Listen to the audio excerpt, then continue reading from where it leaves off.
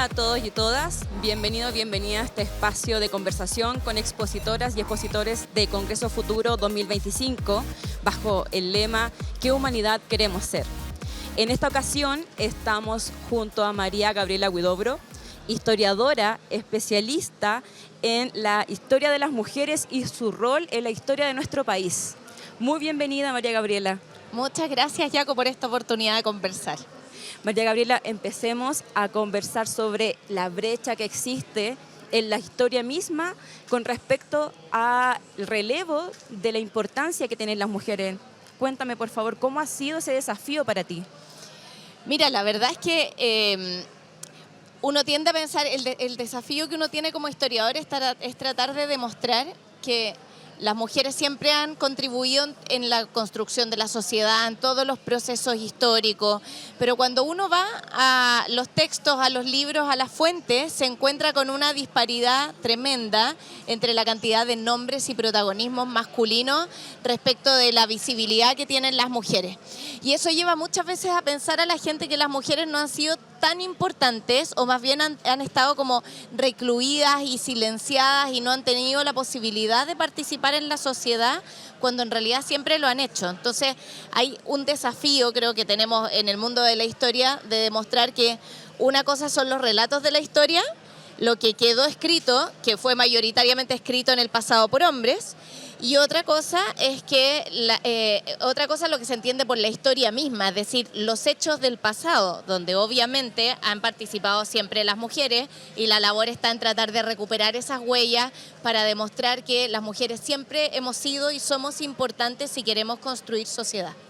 Mira, estuve ahí leyendo y la diferencia es más o menos entre el 25 al 75% de la presencia, ¿cierto?, entre hombres versus mujeres. Entonces, ¿cómo ves tú esto? Porque también se sabe que es algo hace décadas, o sea, que no es algo que es momentáneo, sino que viene una historia bastante larga hacia atrás de esta brecha que existe de género en la historia. Mira, incluso la brecha es peor cuando, por ejemplo, lo abordamos en los textos escolares. Desde la Universidad Andrés Bello hicimos el año pasado una investigación para ver en los textos escolares de historia que están actualmente en uso y validados por el Ministerio.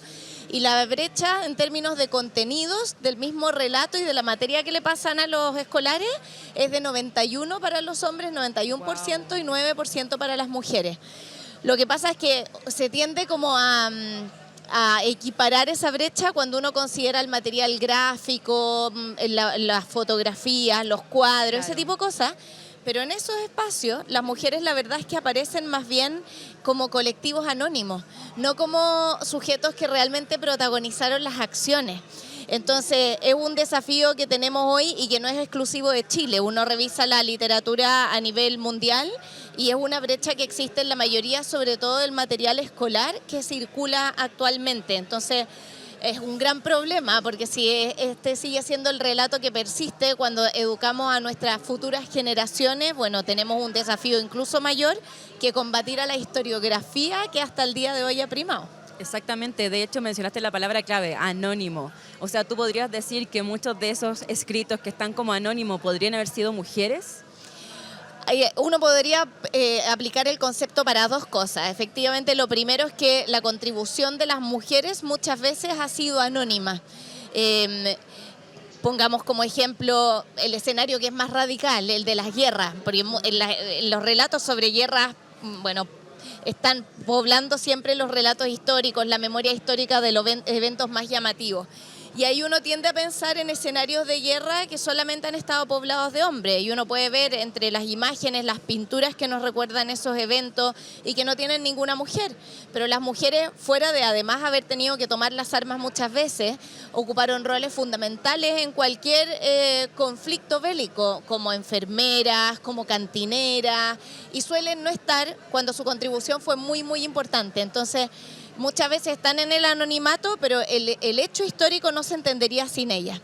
Y en segundo lugar, también aparecen muchas veces de forma anónima porque se nos considera como que todas las mujeres fuéramos iguales y muchas veces se habla de la mujer en la historia. Claro. ¿Cuál ha sido su rol? Como que hubiera sido uno y el mismo para todas. Entonces, muchas veces en los mismos relatos se graficamos cómo vivían las mujeres en Grecia o en la Edad Media, como que fuéramos un colectivo que no tiene personalidad. Claro. Y ahí el rol justamente de los historiadores, pero especialmente de las historiadoras, es tratar de darles rostro y darle nombre, porque merecen un reconocimiento y una valoración que a la larga también cimienta la validación que queremos nosotras para el presente y para el futuro. Efectivamente, de hecho eso me hace pensar como la homogenización, ¿cierto?, de las mujeres.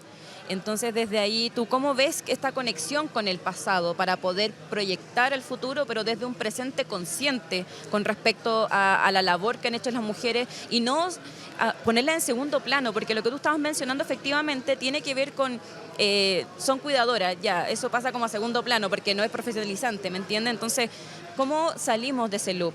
Claro, y además como que esos roles no fueran relevantes cuando Tal son cual. Fundamentales.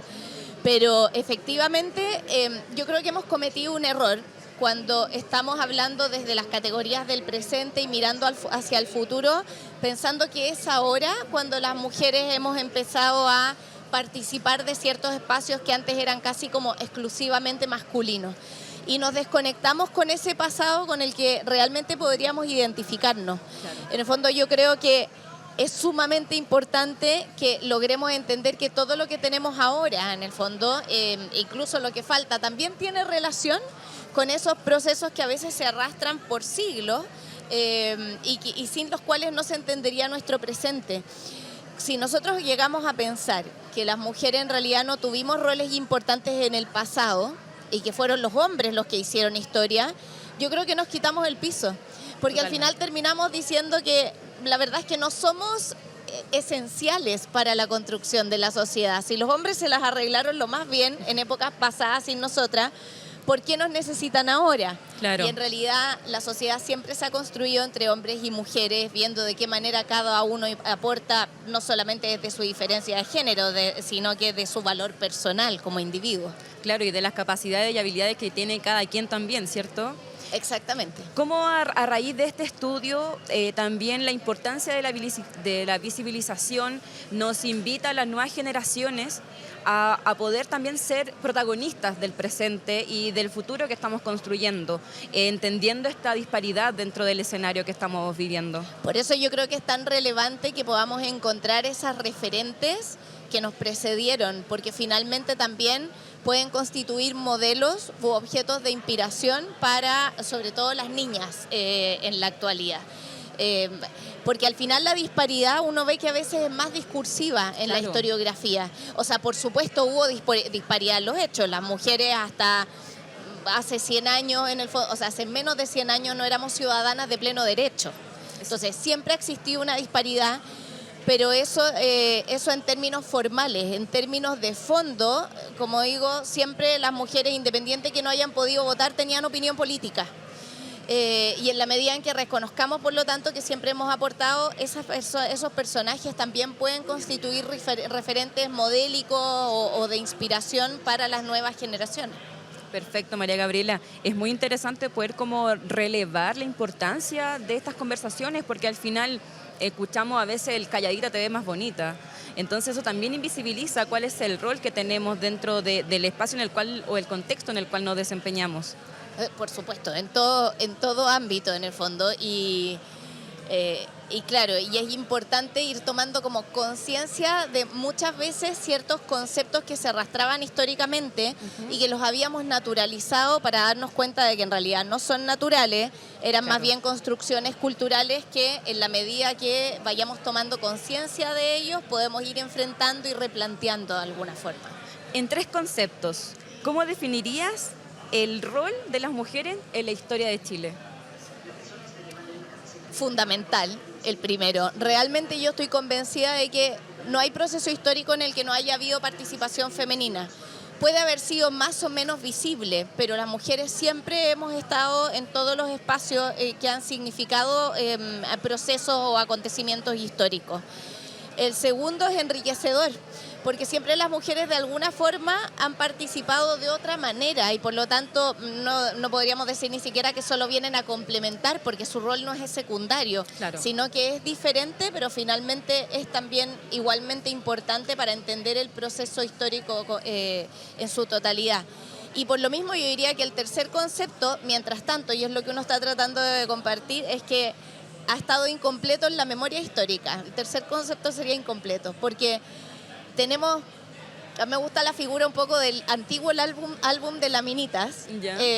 Si uno tuviera un álbum de laminitas de la historia de Chile y de nuestra memoria sobre ella, encontraría que finalmente tenemos hasta ahora la mitad de las láminas, la de los rostros masculinos. Y esa historia, en la medida que no la completemos con los rostros femeninos, va a ser un álbum incompleto. Es una historia que no se entiende del todo.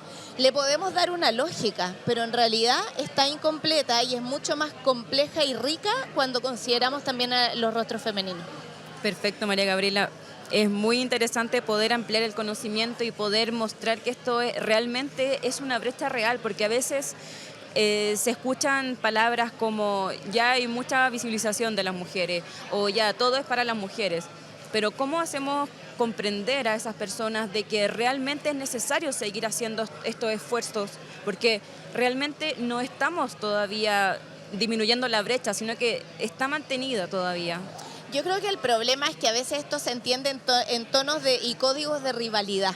Claro. Y ahí hemos cometido errores de una y otra parte, porque no significa quitar espacio ni quitar el reconocimiento a la contribución que también realizan en este caso los hombres, sino que abrirnos justamente a entender que este mundo es más complejo, que la sociedad es más compleja y que por lo tanto también hay que reconocer el lugar de las mujeres.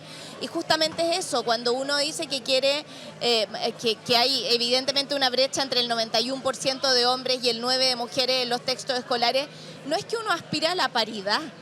Y artificialmente decir que Cristóbal Colón no fue tan importante, que Pedro Valdivia no fue tan importante como Inés Suárez, sería claro, ridículo. Pero sí es decir que a un Pedro Valdivia yo no lo puedo entender en su cabalidad si no lo comprendo también en la relación, por ejemplo, que tuvo en este caso con Inés Suárez. Y así con muchas otras. En la expedición de Valdivia no solo vino Inés Suárez, era la única española, pero venían también muchas indígenas yanaconas. Entonces, abramos la mirada, en el fondo, de una manera más bien conciliatoria y no en términos de rivalidad. Y ahora una pregunta siguiendo la línea, pero más personal. ¿Cómo fue para ti estudiar historia, ser historiadora? ¿Cómo fue el contexto en el cual te desenvolviste y qué desafíos te viste enfrentada? Mira, la verdad, ahora último se consideran que las humanidades son más bien femeninas y las ciencias exactas en el fondo son más bien masculinas. Entonces yo he podido moverme en un espacio donde nos formamos varias mujeres en el fondo, pero sin la conciencia del rol que uno puede tener como historiadora y esa perspectiva que puede aportar desde su lado femenino quizá. Yo misma, todo el proceso de estudios formales de historia no caí en la cuenta de que me formé en relatos más bien tradicionales. Y cuando ya uno pasa a trabajar desde la investigación, con las fuentes, ya no con lo que la bibliografía te cuenta, sino que cuando empiezas a ir al documento, vas descubriendo y sorprendiéndote de tu propia ignorancia respecto de las mujeres que aportaron en la historia. Y eso me pasó a mí. Desde que partí mi investigación, bueno, la de pregrado, pero sobre todo mi tesis doctoral, que fue sobre la Guerra de Arauco, me fui encontrando con muchos nombres femeninos que iban más allá de Lautaro, Caupolicán, que son los que en el imaginario pueblan nuestra idea sobre la Guerra de Arauco. Y me sorprendía que con historias tan fantásticas nadie conociera a estas mujeres, o yo, habiendo pasado años estudiando historia, no las conociera. Y un poco creo que eso despierta el interés por tratar de difundir la historia. Este libro, Mujeres en la Historia de Chile, busca finalmente eso, ojalá compartir mi sorpresa y tratar de invitar a otros a despertar esa inquietud intelectual por tratar de mirar la historia de otra forma.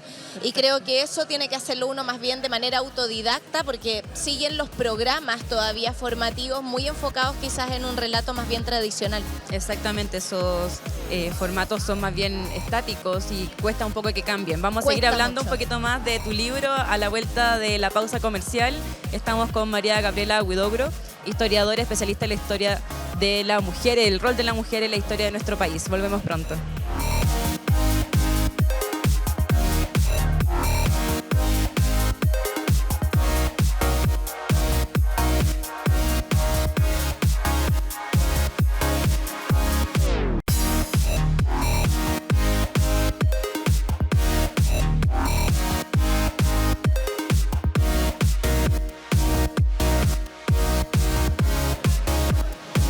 Hola a todos y todas, estamos de vuelta junto a María Gabriela Huidobro, historiadora especialista en el rol de las mujeres en la historia de Chile, y vamos a retomar la conversación, María Gabriela, con cuéntame, ¿cómo fue la creación de este libro, Las mujeres en la historia de Chile? ¿Cuál fue tu motivación? ¿Cuál fue el desafío al cual te viste enfrentada para poder hacer un texto que pudiera entregar el mensaje que tú querías entregar? Bueno, siempre escribir un libro significa un trabajo como arduo que toma siempre años, porque en realidad no implica solamente el hecho de escribirlo, que ya en sí mismo toma mucho tiempo, sino de investigar en el fondo y, como dices tú, de darle un propósito. Y esto nace de lo que veníamos conversando en el bloque anterior, es decir, de una experiencia de haber estudiado historia, luego enseñar historia también e investigar, e irme sorprendiendo con esta cantidad de mujeres que se me aparecían sin que yo las buscara, y que al final me terminaron invitando a tratar de buscarlas ya de manera decidida, de darme cuenta de que lo que yo sabía respecto de cada periodo de la historia estaba totalmente incompleto, y que era importante entonces contar otra historia que aportara, sé que no voy a completar nunca la historia, nadie podría hacerlo, pero sí que tratara de enriquecerla y hacerla más compleja. Y el propósito justamente fue eso. Esto es una historia que no es la historia de las mujeres en Chile, porque eso sería suponer que la historia de las mujeres corre de manera paralela a la historia de los hombres. Claro. Y nuestra historia es la misma, es la historia de nuestro país. Entonces, la idea del libro es relatar la historia de Chile, pero esta vez a través de los protagonismos femeninos y de la experiencia que tantas mujeres en el pasado tuvieron enfrentada a diversos contextos y diversos desafíos. Buenísimo, y de eso me hace pensar en algo que mencionaste en tu charla, sobre el tema de la memoria, la conexión, cómo en una época hiperconectada como estamos viviendo actualmente, el tema de relevar la memoria, el poder hacer un énfasis en el pasado para poder entenderlo. ¿Cómo lo ves tú dentro del estudio del rol de las mujeres a lo largo de la historia? Bueno, es que yo veo que hay una paradoja primero en lo que tú dices, en términos de la hiperconexión que vivimos actualmente, porque vivimos una hiperconexión que está mediada sobre todo por las redes sociales y por los medios de comunicación, pero que nos hace mirarnos mucho el ombligo. Mirarnos como con un cierto sentido de la inmediatez, de lo que hoy en día está pasando en nuestras propias redes, pero tendemos muy poco a levantar la mirada y a tratar de ver más allá de nosotros mismos y de nuestra generación. Y justamente en la medida en que hagamos eso, vamos a ir perdiendo la conexión y el reconocimiento del valor de las generaciones que nos han antecedido. Entonces, justamente el desafío de la historia, de los profesores sobre todo de historia, pero también de los historiadores, es tratar de invitar a levantar esa mirada y a reconocernos en las generaciones anteriores, porque finalmente nuestra propia identidad no se comprendería si no es a través de los procesos que nos han traído hasta acá. Y de ahí que, por lo tanto, para el caso de la historia de las mujeres también sea tan relevante. Nosotras no podemos entendernos ni entender nuestro lugar en la sociedad, sino a través de todos los procesos que nos han antecedido y que nos llevaron a tomar conciencia de cuáles pueden ser los roles de las mujeres en la sociedad. Se nos dijo tradicionalmente que nuestro lugar en la sociedad era el lugar de las madres y de las esposas y de la labor asistencialista, siempre subordinada además. Claro. Y eso no se alteró naturalmente, sino que a través de un planteamiento y de la evidencia de la voz y de la palabra de muchas mujeres que demostraron que está bien, podemos cumplir ese rol, pero no solo eso, tenemos muchas más capacidades y muchas más virtudes con las cuales aportar en la sociedad. Podemos ser protagonistas. Por supuesto, además. María Gabriela, con respecto, estaba mencionando dos temas muy importantes, temas de género e intergeneracionalidad. ¿Cómo los relacionarías tú dentro de la historia de Chile? Temas de género y... Bueno, la verdad es que siempre ha habido ciertas categorías de género que pesan a lo largo de la historia y que han gravitado de distintas maneras entre generaciones. Y eso lleva entonces a lidiar justamente con la definición que uno quiera darse respecto de sí misma y de la identidad sexual que tiene. Claro. Entonces, es interesante cómo a lo largo de siglos en el fondo se impusieron ciertos discursos que homologaron en el fondo la identidad sexual con la de género y nos dieron estos roles. Y ha empezado sobre todo en las generaciones más antiguas, claro, si uno quiere. En la medida en que nos hemos ido abriendo a lo largo del tiempo a pensar que en realidad no tenemos predefiniciones, sino que somos nosotros quienes vamos definiendo cuál es nuestro lugar en función de nuestros atributos o de nuestras capacidades, podemos ir abriéndonos espacios y también aportando para construir una sociedad que sea más justa. No lo digo solamente en el sentido de justicia, sino que sea más exacta aquello que podríamos llegar a ser. Perfecto, más equitativa también. Claro. Y dentro de lo equitativo, dentro de las mismas ciudades, ¿cierto?, de nuestro país, hay nombres de personas famosas dentro de la historia de nuestro país, en todo ámbito de la historia propiamente tal. Pero también vemos una brecha ahí. La cantidad de nombres de hombres versus de mujeres se hace evidente. El mismo pasa con las estatuas, ¿verdad? ¿Cómo verías tú una forma de solución, o quizás ideas de solución más que nada, para poder equiparar eso y empezar a tener un cambio de visión dentro de estos parámetros?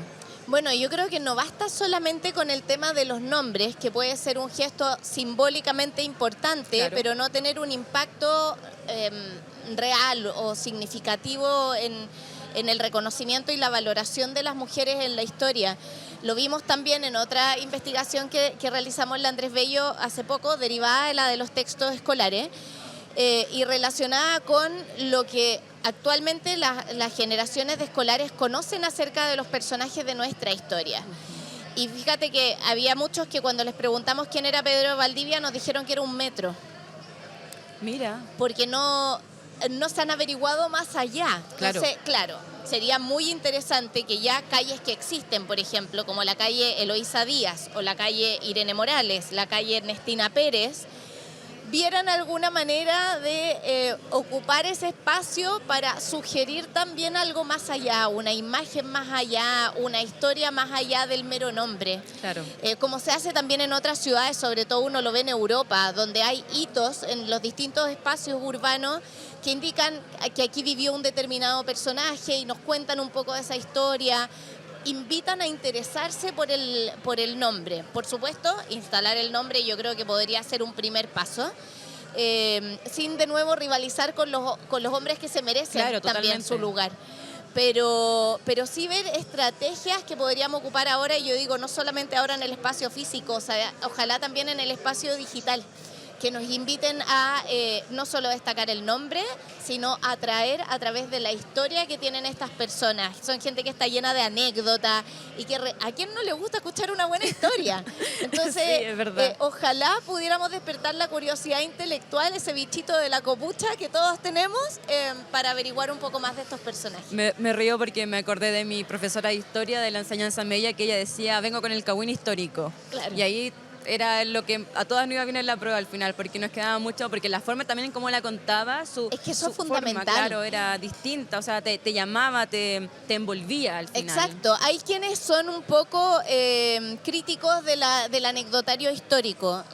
Claro, si tú te vas a dedicar solo a contar el cagüín histórico, la historia pierde sentido y pierde valor. Claro. Pero es una puerta de entrada súper interesante porque es una manera de conectar emocionalmente con ese personaje, de identificarte con él, ponerte en los zapatos, claro, y luego puedes generar a partir de eso un análisis crítico, reflexivo, que vaya más allá de la mera anécdota. De identificar también que son personas comunes y corrientes, que por cosas contextuales quizás tuvieron que adoptar una u otra opción de poder seguir y desempeñándose dentro de la sociedad, ¿cierto? Es que sabes que eso es fundamental porque a veces se cree que la historia o la literatura, la filosofía, como que no sirven porque no son útiles. Claro. Pero como asignaturas y como disciplinas son muy valiosas porque ellas son las que están destinadas, esto no lo digo yo, lo dice Marta Nussbaum, están destinadas a desarrollar en los jóvenes ciertas habilidades como la empatía y la imaginación. Justamente cuando tú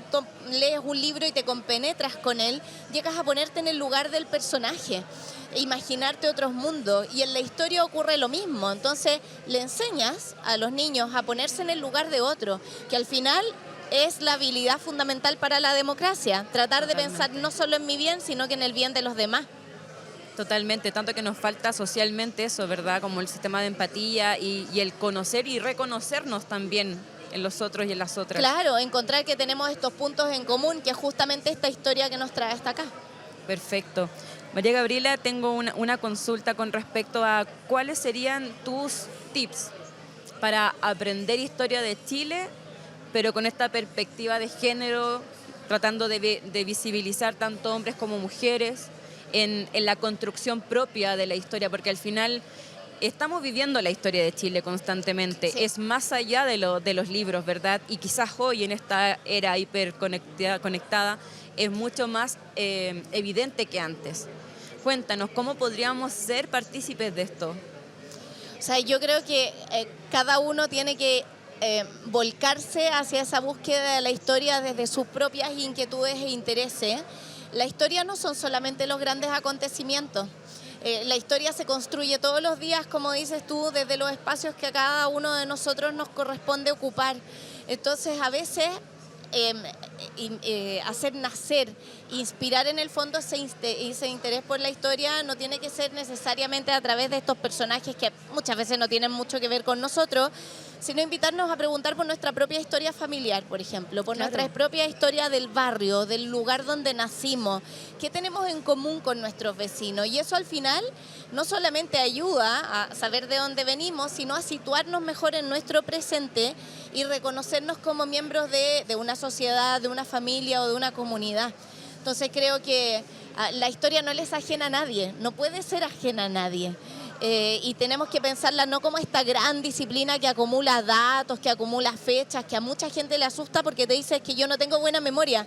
Claro. Si no se trata de memoria, se trata de la valoración en el fondo de los hechos y de compenetrarse con ese relato que a la larga nos explica quiénes somos.